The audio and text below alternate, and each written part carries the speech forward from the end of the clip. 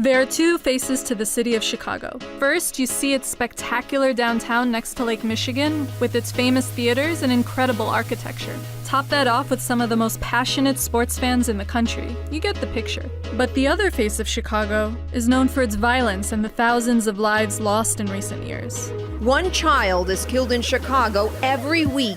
And this is the face of Chicago that seems to dominate the headlines and the national conversation surrounding the city. You walk down the street, you get shot. In Chicago, they've had thousands of shootings, thousands. And I'm saying, where is this? Is this a war-torn country? But this narrative of carnage, of endemic violence, is incomplete. I know this because I'm from Chicago. It's a beautifully diverse place with a population almost evenly split between Black, white, and Latino Americans. But Chi-Town is also one of the most racially divided cities in the United States. Most of these ethnic groups live in different neighborhoods separated by geography. Segregation is like air and water. We just live it, we just breathe it. We don't really think about it. It's just sort of how things are. I wanted to find out how Chicago got this way and how its segregation led to so many of its problems. Chicago's segregation is best explained on a map. You have your north side, you have your south side, and you have your west side. To the east is the lake. Those terms, north, south, and west, have subtle meanings that relate to the racial segregation of Chicago. And so when you say the north side, people are sometimes subtly meaning the white side. And the south side, especially today, is predominantly Black. And so when you say the south side, you are subtly meaning the Black side. Chicago is very territorial. Like for me growing up, it was, okay, I know not to go to Bridgeport. Like this is a place that's not really welcoming to African Americans. This geographic segregation is no accident. It was engineered over years of deliberate policies. In the early 1900s, Chicago was largely a city of white immigrants. The Great Migration of the 20th century brought millions of Black Americans out of the violent Jim Crow South hoping for a better life. By the end of the 1940s, nearly 500,000 Black Americans lived in Chicago, mostly in a small corridor on the south side called the Black Belt. As the Black population increased, they faced housing practices that were completely racist, and yet completely legal. One of the worst was a practice called redlining, which allowed banks to refuse home loans to Black residents wanting to move into mostly white neighborhoods. This happened to cities nationwide, from Chicago to Oakland to Baltimore. Realtors and homeowners signed restrictive covenants saying they wouldn't sell to Black families in those white neighborhoods. And after World War II, the federal government subsidized white veterans with low-interest loans for fresh new homes in suburbia, complete with big yards and highways to get there. The federal government was basically saying neighborhoods that are racially integrated are high-risk neighborhoods, and so we're not going to insure those mortgages in those neighborhoods. So they were supporting a suburbanization that led to predominantly white suburbs and predominantly Black urban neighborhoods. Meanwhile, realtors often participated in shady practices. There were brokers that would go into a block and they may move a minority female with her 4, 5, or 6 children into a 2-bedroom house. And they would go down the block telling folks, well, they're here, your values are going to depreciate, your daughters will be raped, and which meant now what we can do is we can help you get out of here before it's too late. Brokers would cheat those white homeowners by buying those homes at a low price, and then turn around and cheat the Black homeowners by selling them those same homes at an inflated rate. These practices continued even after the Fair Housing Act of 1968, which made it illegal to refuse to sell or finance a home based on someone's race. But not all realtors were so deceptive. Frank, who opened his real estate office in 1971, has often been credited with integrating the Beverly neighborhood on Chicago's South Side. Our office windows were being broken, and there was demonstrations, and that very year, the community organization was asking that I would sign an anti-solicitation list, which meant that I would not solicit nor sell within those communities. But Frank refused to back down and continued to sell to Black families. The neighborhood retaliated. Mobs marched on his real estate office, neighborhood ladies would call and tie up his phone lines all day long so he couldn't get business. Frank was investigated multiple times over the years in an effort to stop his work. And things got worse when Frank and his wife, who's white, decided to buy their own home. I was prepared to do what was necessary to buy it, but we rejected for our loan. They still managed to buy it, and a year later, in 1975, that home was targeted.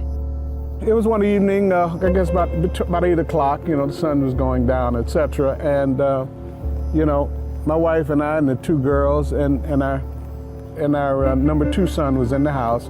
Number 1 son had not gotten home yet. And boom, at the front door, there was a bomb, a Molotov cocktail, that was placed, within the mailbox, and boom. Frank's family survived the incident, but the front of the house was destroyed, and the kids who placed the bomb, they were never prosecuted. So if black families couldn't get loans to move to the suburbs or white neighborhoods in the city, what was left for them? Black folks were living in the older parts of the city where overcrowding had very much led to the deterioration of housing in black neighborhoods, and so black Chicagoans needed decent, safe, affordable housing. The answer in the post-war era was public housing.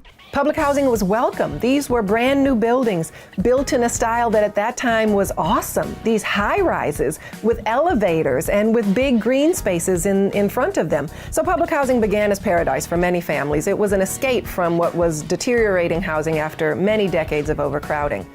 So that was the golden age of public housing in the 1940s, 50s, early 60s. But these paradises were also isolating, and by the 70s and 80s, these high-rises became as bad as the housing they sought to replace, with a concentration of poverty that led to violence, gangs, and drug abuse. As a result, support for public housing waned. Through their sheer force of humanity, had to maintain their own community because the city and the federal government had very much abandoned them. I remember these high-rise buildings like Cabrini Green and the Robert Taylor homes, which everyone called the projects. Family and friends told us not to go there. My high school English teacher called them prisons for the poor. In 2000, the city started demolishing them to try to clean up the neighborhoods. But today, while the projects may be gone, many of the people who lived in them are still suffering from the effects of poverty. What happens is that people think that this is only a Chicago issue. Baltimore, Detroit, Philadelphia, urban places in this country are all dealing with these same issues, a legacy of segregation that has roots in housing, inequity, and violence comes along with that. These cities continue to suffer from their divisions. From 1955 to 1970, 62% of blacks and only 4% of whites across America were raised in poor neighborhoods. Half a century later, those numbers haven't changed. Yes, the whites-only signs are gone, and the rate of black poverty has decreased. But the scars of a segregated city run deep, from poor healthcare access to lack of jobs, and yes, violence. And all of this makes me wonder, how do these color lines affect the city's most vulnerable, its kids? Chicago is so segregated that more than half of the city's black population lives in 20 of its 77 communities. In the next video, we'll take a look at what segregation does to a city and how it affects the lives of those living there.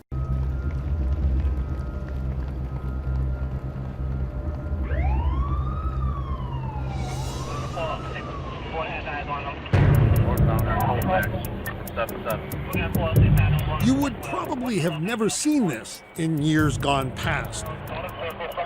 Raw, uncensored video showing how Chicago police responded to a stolen car report last summer.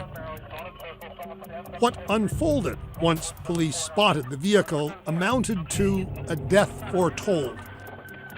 The suspect, after all, was black.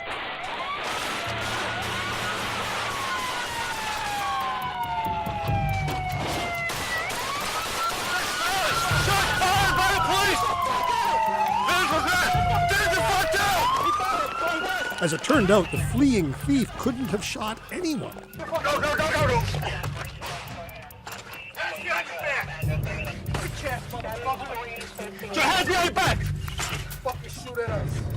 He was unarmed. 18-year-old Paul O'Neill would die on the way to hospital, and the officer who killed him seemed mostly concerned about himself. Fucking desk duty for 30 days now. Motherfucker. I shot. That might have been the case a few years ago. But not now. Instead of desk duty, all the officers involved were immediately suspended, and this videotape was made public. Chicago is trying to reform its police to end the impunity they've enjoyed for well over 100 years.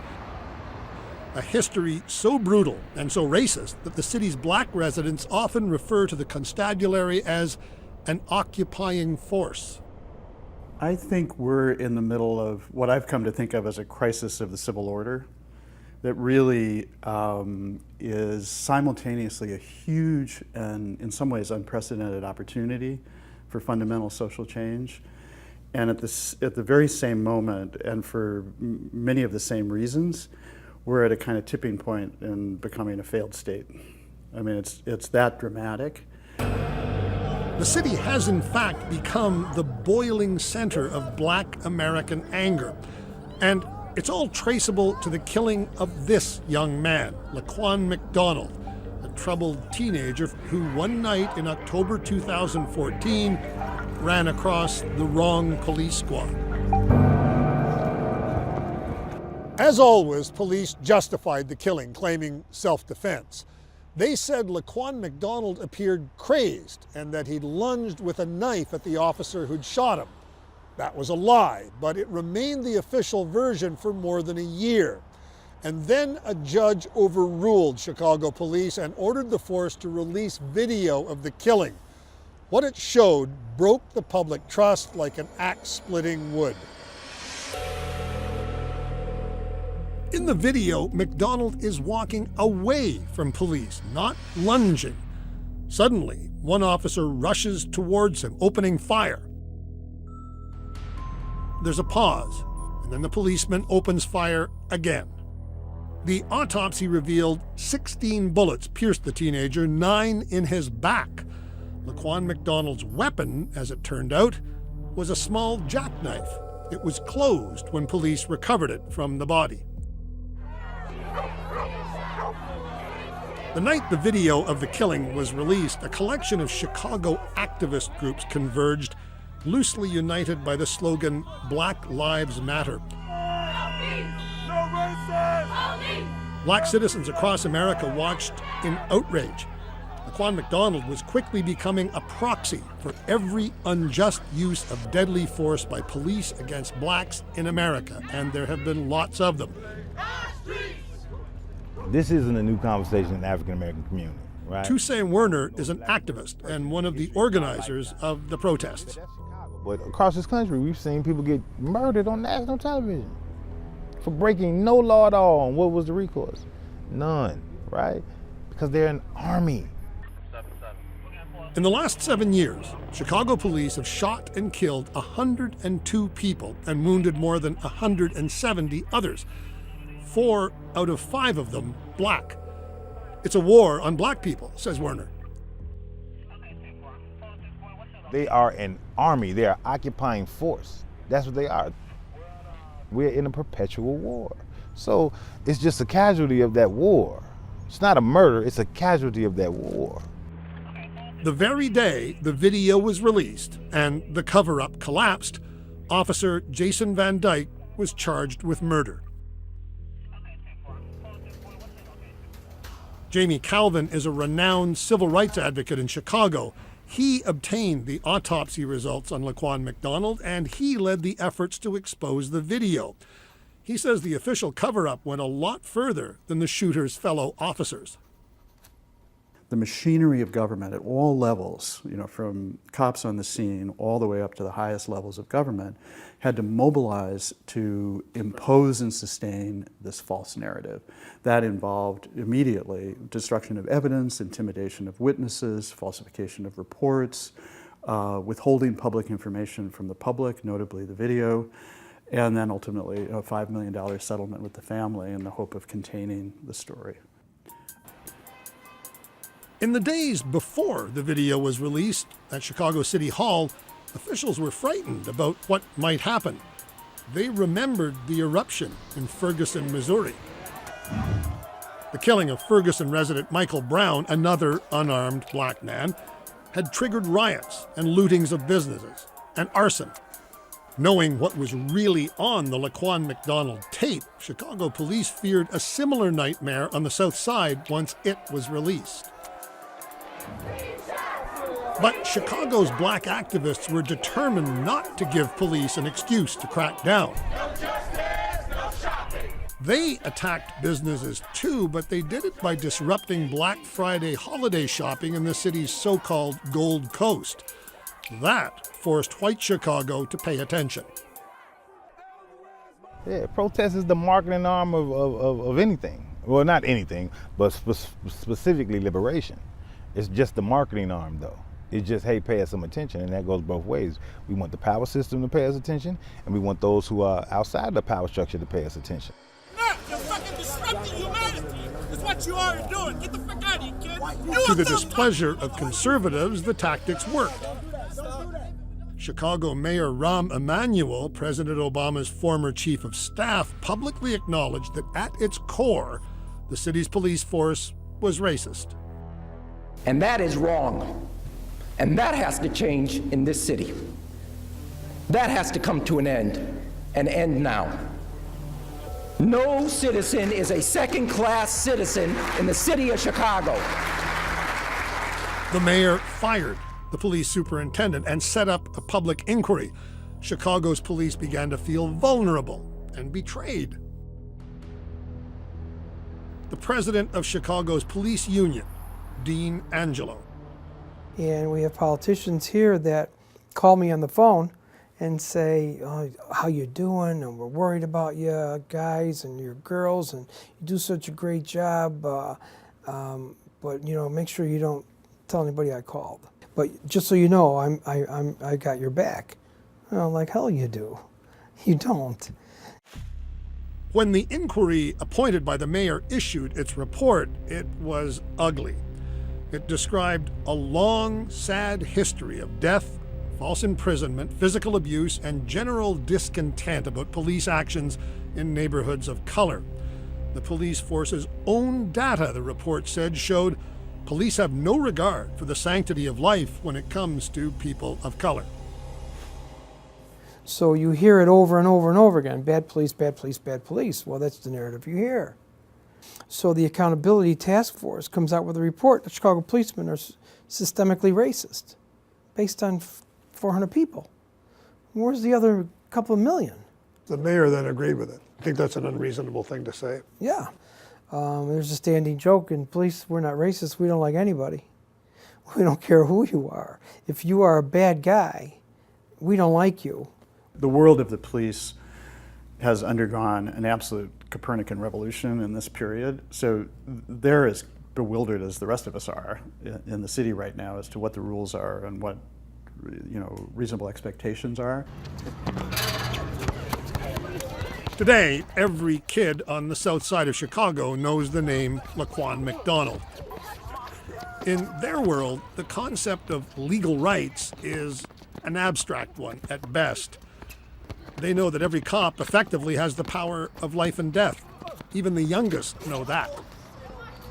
When they come like pull up and stuff, I get scared, and then instead of I just do what they tell me to do. Like if they say go home, I just go home.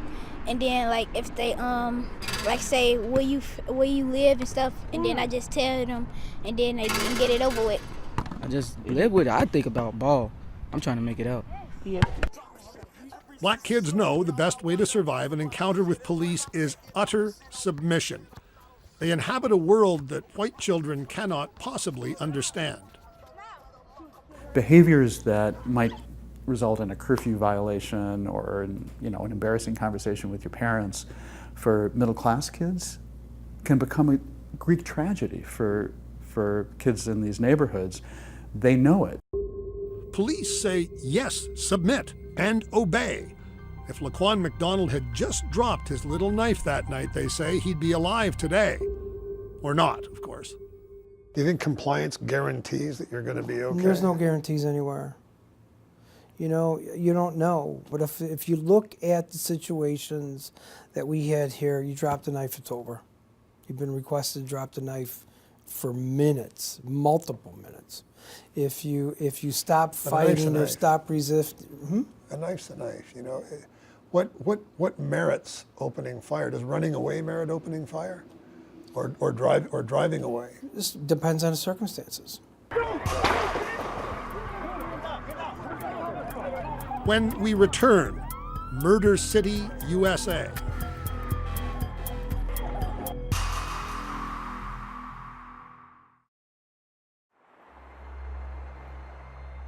Chicago police will tell you that most of the people they kill are black because most crime is found in black neighborhoods. And there is no question, the South Side is single-handedly raising the national murder rate. There have been more than 3,000 shootings in Chicago so far this year, most of them on the South Side. It's home to an oppressed, segregated underclass. And where this sort of hopelessness exists, so does crime. But Toussaint Werner, who's trying to raise respectful, educated kids on the South Side, says the police are basically arguing that blacks are intrinsically more criminal. There's an innate fear of black people. We've been branded as these animalistic, overtly violent kind of people. Right? But when you're really from these communities, you know better. Because the minute that white power structure steps in, you bow down, which is why there's never been any real revolutions in the first place. You know what I mean? The closest thing to a revolution was back in the 60s. The Black Panthers began as a neighborhood patrol. They armed themselves, they said, for self-defense against police. It didn't work. They were crushed. 2 of their leaders were killed in their sleep by Chicago police. That was eventually deemed an assassination, but the police were never charged. But he would have been an easier target. Timuel Black lived through those turbulent times. He worked alongside Martin Luther King, and he still believes in Dr. King's message of hope. But the killing of Laquan McDonald fills Timuel Black with disgust, if not hatred. When this boy was killed 16 times, shot 16 times, running away from the police, would that policeman have done that if he had been white? Why would he do that? When he was practicing? Why do you think he did it? He could brag to his fellow policemen. I shot that nigga 16 times, hit him every time. I shot him. Then he can brag. That becomes a medal of honor for him. Being black is in itself still grounds in much of the U.S. to be stopped and questioned, or worse. Black Americans just seem to take it for granted, no matter what their station or their education, especially black men. If I take this suit off and I put on my regular clothes, which is sweatpants and gym shoes, and I walk down, let's say, a major artery in the city like 79th Street, police will pull over and they'll have a conversation with me or tell me to move along or get to moving or yada, yada, yada, yada, right? In no way, shape, or form is that legal. You are guilty until proven innocent instead of innocent until proven guilty. So when you create that concept, you can pin crime on anybody you want to. Nobody's gonna come to their aid. Still, Werner thinks this might be a national moment, that those videos of police killings have America's attention right now. Heavenly Father, Lord, we thank you again for all that you do in our lives. I thank you, Lord, that you allowed me to At the South Side's legendary Hard Times restaurant, he and fellow activists gathered to pray and to strategize. Now we start moving, right? Now we start building. Now we start pushing our own agendas through politics. We start pushing our agendas through economics. Amen. Amen. White Chicago, of course, remains a place utterly apart from the South Side. Bears fans can gather in a downtown parking lot before game time, drinking openly and barbecuing at tailgate parties, knowing very well that police aren't going to be rousting them or telling them to move along. Whites can carry on, oblivious to the violence, just a few miles away on the South Side. But the people who understand what's happening in Chicago say oblivious is not an option. We're all challenged to elevate our games. to be worthy of this moment and the possibility, we've been talking about for real change, we've got to elevate our games. Back to campaign 2016, a major upset in the race for Cook County State's attorney. And, in fact, the state's attorney who mishandled the Laquan McDonald case lost her bid for re-election earlier this year, replaced by someone voters thought better represented their interests. And more change could be coming from Washington. The Federal Justice Department is conducting an investigation into the Chicago police force, and that report is due out any day. As for those officers involved in the shooting of Paul O'Neill, the car thief, it turns out the shots they thought were coming from O'Neill were actually coming from other officers. The union calls it fog of war. No charges have been filed. Neil McDonald, CBC News, Chicago.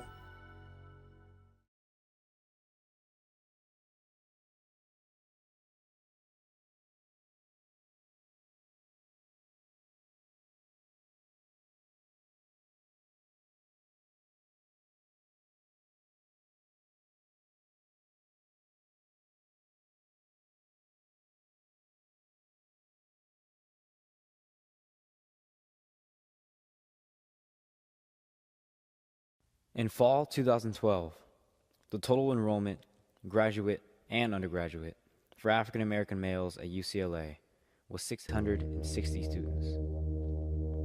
That's 3.3% of the 19,838 other males enrolled here.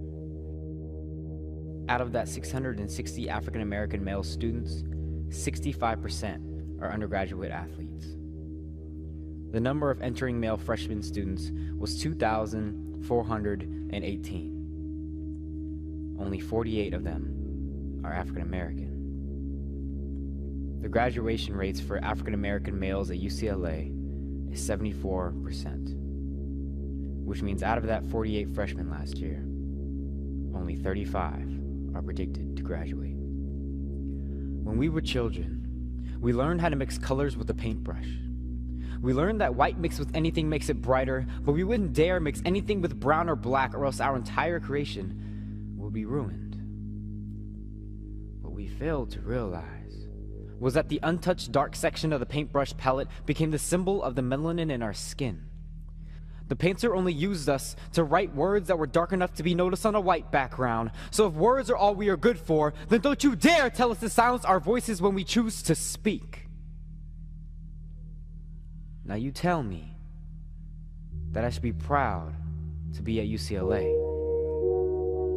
when only 35 of us are predicted to walk across that stage, when most of us are dropping out from the lack of financial aid, while Judy Olian, Dean of Anderson School of Management, just spent $647,000 on first-class flights and hotel stays. But waiting for an apology is asking for the impossible, because no snowflake in an avalanche ever feels responsible. But you tell me I should be proud to be a Bruin. When we have more national championships than we do black male freshmen, it's evident that our only purpose here is to improve your winning percentage. So now black high school kids can care less about grades, just as long as the number on the back of their jersey